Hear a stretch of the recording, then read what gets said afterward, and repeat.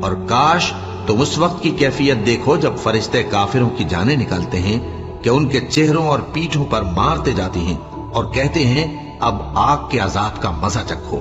یہ ان اعمال کی سزا ہے جو تمہارے ہاتھوں نے آگے بھیجی ہیں، اور یہ جان رکھو کہ اللہ بندوں پر ظلم نہیں کرتا۔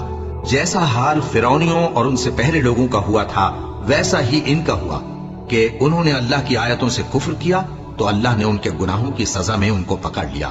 بے شک اللہ زبردست ہے، سخت عذاب دینے والا ہے۔